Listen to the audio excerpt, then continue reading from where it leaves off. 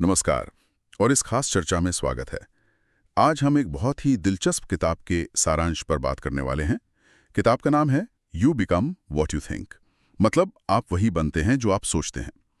और हमारा इरादा है कि इस सारांश के जरिए हम ये समझें कि भाई हमारे विचार, हमारी जो अंदर की दुनिया है, वो असल में हमारी बाहर की दुनिया को, हमारी रियलिटी को कैसे बनाती है। ये सिर्फ कहने की बात है या इसमें वाकई कोई गहराई है?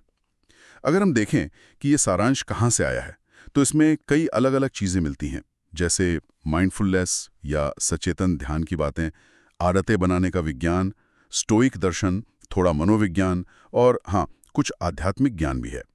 और ये सब मिलकर एक तरह से ये दिखाते हैं कि कैसे एक छोटा सा विचार पहले एक विश्वास बनता है, फिर वो विश्वास हमें काम करने पर मजबूर करता है, और वही काम बार बार होकर हमारी किस्मत या कह लें हमारी जिंदगी का रास्ता बना देते हैं। बिल्कुल। और इसका जो मूल विचार है ना, वो सिर्फ थ्योरी नहीं है, बल्कि बहुत प्रैक्टिकल है कि हम अपने मन की शक्ति का रोज की जिंदगी में इस्तेमाल कैसे करें। ये सारांश बहुत अच्छे से दिखाता है कि कैसे पुराने दर्शन जैसे स्टोइसिज्म हो गया या माइंडफुलनेस, वो आज की साइकोलॉजी के साथ मिलकर हमें एक ज्यादा संतुलित और कह सकते हैं पर्पसफुल जीवन जीने में मदद कर सकते हैं। मतलब ये सिर्फ क्या नहीं बताता, बल्कि क्यों और कैसे पर भी काफी जोर देता है। ठीक है, तो चलिए शुरू करते हैं। पहली बात जो मुझे बहुत अहम लगी वो है वर्तमान क्षण, मतलब अभी में जीने की बात। सारांश कहता है कि असली जिंदगी तो बस इसी पल में है। पर ये सुनने में जितना आसान है ना, करने में उतना ही मुश्किल लगता है। हम सब जानते हैं कि मन कैसे या तो गुजरी बातों में उलझा रहता है ना, या फिर आने वाले कल की चिंता में लगा रहता है। तो इससे निकलने का कोई तरीका बताया सारांश में? हाँ, और यहीं पर एक बहुत दिलचस्प एनालॉग या उदाहरण आता है दो तीरों का।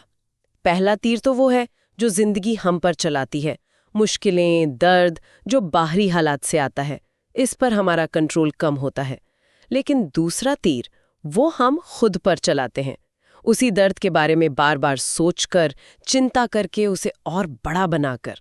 सारांश कहता है कि इस दूसरे तीर से बचना हमारे हाथ में है। अच्छा। हाँ, और स्टोइक नजरिया भी तो यही सिखाता है कि घटनाएं तो न्यूट्रल होती हैं, अच्छी या बुरी नहीं। हमारा नजरिया, हमारी व्याख्या उन्हें अच्छा या बुरा बनाती हैं। असली ताकत हमारी प्रतिक्रिया में है। ये दूसरा तीर ना मारना, ये सुनने में तो बहुत शक्तिशाली लग रहा है। मतलब दर्द होना एक बात है, पर दुखी होना वो हमारे ऊपर है। हाँ, एक तरह से। और ये स्टोइक नजरिया की घटनाएं तटस्थ हैं, ये तो फिर सारी जिम्मेदारी हम पर आ गई कि हम कैसा महसूस करें। हाँ, एक तरह से तो है, लेकिन ये जिम्मेदारी हमें कमजोर नहीं बल्कि ताकतवर बनाती है। ये हमें विक्टिम मोड से निकालकर, आप कह सकते हैं, ड्राइवर की सीट पर बिठाती है। और यहीं पर वो अभ्यास काम आता है जिसका जिक्र है, अपने विचारों को बस देखना, जैसे वो बादल हों जो आसमान से गुजर रहे हों। उनसे चिपकना नहीं, उन्हें जज नहीं करना। माइंडफुलनेस का यही तो सार है। जब हम विचारों से थोड़ी दूरी बना लेते हैं ना, तो उनकी पकड़ हम पर कमजोर हो जाती है। तो ये विचारों को देखना जैसे वो बादल हों, इसका मतलब ये भी हुआ कि हमारे सारे विचार सच नहीं होते, वो बस मन में उठने वाली लहरें हैं। बिल्कुल। और ये समझना शायद उस अंदरूनी आवाज को शांत करने में मदद कर सकता है जो हमेशा हमारी आलोचना करती रहती है, जिसे इनर क्रिटिक कहते हैं। हाँ, बिल्कुल। ये एक बहुत ही अहम एरकेंटनेस है, एक एहसास कि हमारे विचार फैक्ट्स नहीं हैं, वो सिर्फ मानसिक घटनाएं हैं। उन्हें चुनौती देना सीखना कि क्या ये वाकई सच है, इसका सबूत क्या है, ये मानसिक लचीलेपन, मेंटल रेजिलियंस के लिए बहुत जरूरी है। और हाँ, जब हम अपने अंदर के आलोचक की बातों को सिर्फ एक विचार के तौर पर देखना सीखते हैं, ना कि अटल सच्चाई के तौर पर, तो उसकी ताकत बहुत कम हो जाती है। हाँ, ये तो है। और इसमें ध्यान यानी मेडिटेशन या बस थोड़ी देर शांति से बैठना बहुत मदद करता है। ये मन को शांत करके एक स्पष्टता लाता है। ये दिलचस्प है कि कैसे सिर्फ देखने भर से विचारों की ताकत कम हो सकती है। लेकिन अगर हम सिर्फ देखें नहीं बल्कि अपने विचारों को बदलना चाहें, क्या ये मुमकिन है? यहीं से शायद वो आदतें और विश्वास बनाने वाली बात शुरू होती है। सही पकड़ा आपने।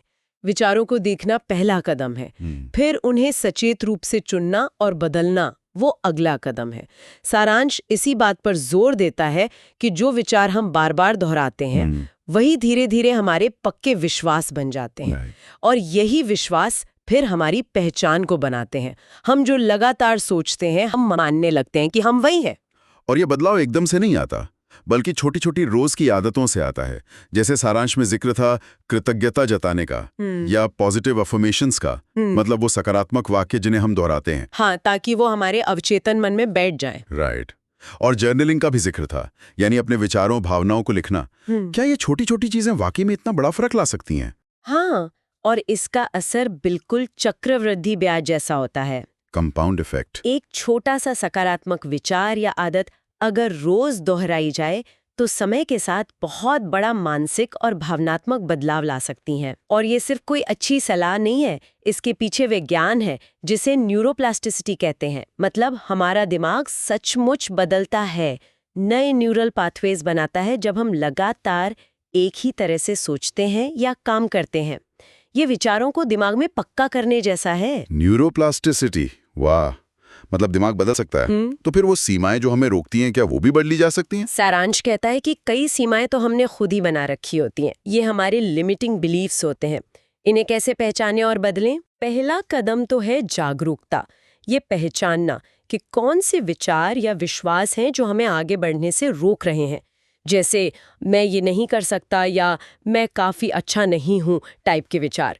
फिर उन्हें चुनौती देना, क्या ये वाकई सच है, इसके सबूत कहाँ हैं?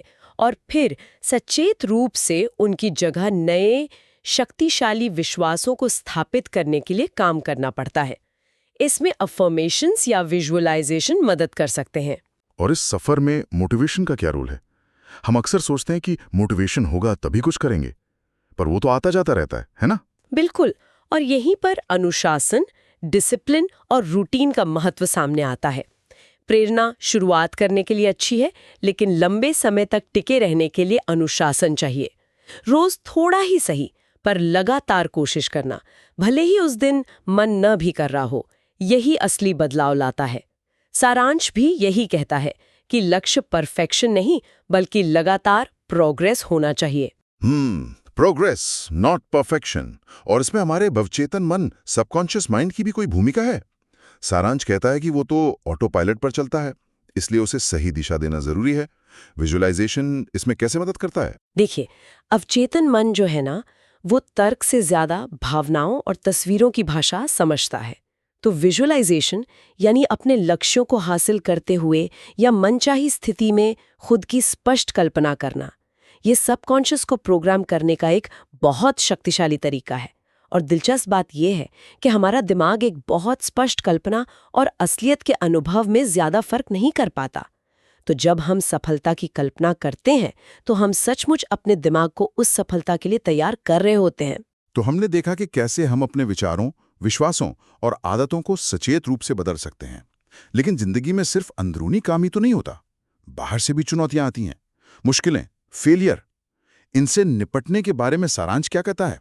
यहाँ शायद फिर से स्टोइक नजरिए की जरूरत पड़ती है। बिल्कुल।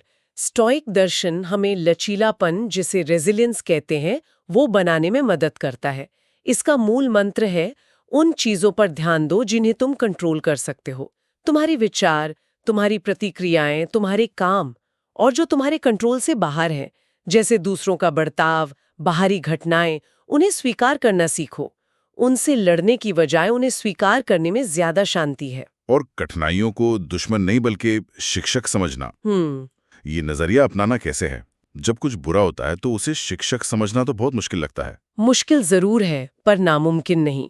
स्टॉइल मानते थे कि हर चुनौती अपने साथ सीखने का, बढ़ने का एक अवसर लेकर आती है। वो हमारे चरित्र को मजबूत करती है, हमें सिखाती है कि हम जितना सोचते हैं उससे कहीं ज्यादा सहनशील हैं। ये एक मांसपेशी की तरह है, जिसे इस्तेमाल करने पर ही वो मजबूत होती है। कठिनाइयों से गुजरकर ही हम सीखते हैं कि असल में क्या महत्वपूर्ण है। और एक और बात थी, परिणामों से अनासक्त रहना, डिटैचमेंट।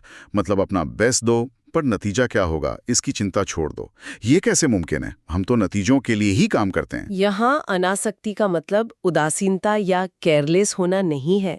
इसका मतलब है अपनी पूरी कोशिश करना, प्रक्रिया का सम्मान करना, लेकिन अपनी खुशी या अपनी सेल्फ वर्थ को परिणाम से न जोड़ना, क्योंकि परिणाम अक्सर हमारे नियंत्रण से बाहर होते हैं। सच्ची शांति और संतुष्टि कोशिश करने में है, न कि सिर्फ बाहरी इनाम में। इसी सिलसिले में एक और अजीब सी तकनीक का जिक्र है, नेगेटिव विजुअलाइजेशन। ये तो अब तक की सारी बातों के उलट लगता है। बुरा सोचने से भला कैसे होगा? हाँ, ये सुनने में थोड़ा अजीब लग सकता है, लेकिन इसका उद्देश्य निराशावादी बनना नहीं है। नेगेटिव विजुअलाइजेशन का मतलब है जानबूझकर थोड़ी देर के लिए ये कल्पना करना कि आपके पास जो अच्छी चीजें हैं, मान लीजिए आपका स्वास्थ्य, आपके प्रियजन, आपकी नौकरी या घर, वो सब आपसे छिन गया है। ऐसा करने से क्या होता है कि उन चीज़ों के प्रति आपकी कृतज्ञता, आपका एप्रिसिएशन कई गुना बढ़ जाता है, जिन्हें आप शायद रोज़ की ज़िंदगी में फॉर ग्रांटेड लेते हैं। ये वर्तमान की कद्र करना सिखाता है और भविष्य के डर को भी कम करता है। ये असल में प्रशंसा बढ़ाने की एक दिमागी टेक्निक है। अरे वाह, ये तो सचमुच एक अलग ही नजरिया है। अच्छा, अब रिश्तों पर आते हैं। हमारे विचार और हमारी मानसिकता हमारे रिश्तों को कैसे प्रभावित करते हैं? सारांश में ऊर्जा के लेन देन की बात है। हाँ, हमारे रिश्ते हमारी एनर्जी पर बहुत असर डालते हैं। सारांश कहता है कि ऐसे लोगों के साथ ज्यादा समय बिताएं जो आपको ऊपर उठाते हैं, आपको प्रेरित करते हैं, आपकी एनर्जी बढ़ाते हैं, और उन रिश्तों से थोड़ी दूरी बनाना सीखें जो लगातार आपकी एनर्जी खींचते हैं या आपको नेगेटिव महसूस कराते हैं। ये कोई स्वार्थ नहीं है, ये सेल्फ केयर है। और दूसरों को सुनने का तरीका भी बहुत महत्वपूर्ण है। सिर्फ जवाब देने के लिए नहीं, बल्कि समझने के लिए सुनना। बिल्कुल, इसे एक्टिव लिसनिंग कहते हैं और ये गहरे मजबूत रिश्तों की नींव है। जब हम सच में दूसरे व्यक्ति को समझने की कोशिश करते हैं, बिना बीच में टोके या अपना बचाव किए, तो विश्वास और कनेक्शन बढ़ता है। सारांश में बिना आसक्ति के प्यार करने का भी जिक्र है। इसका क्या मतलब हुआ?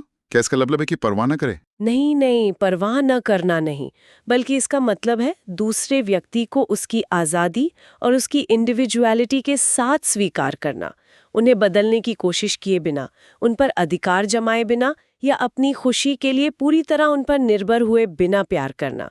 ये स्वस्थ सीमाओं और आपसी सम्मान पर आधारित प्यार है। और जब रिश्तों में टकराव या मतभेद होते हैं, तो उन्हें रिश्ते के खत्म होने का संकेत न समझें, बल्कि एक दूसरे को और बेहतर समझने का एक मौका समझें।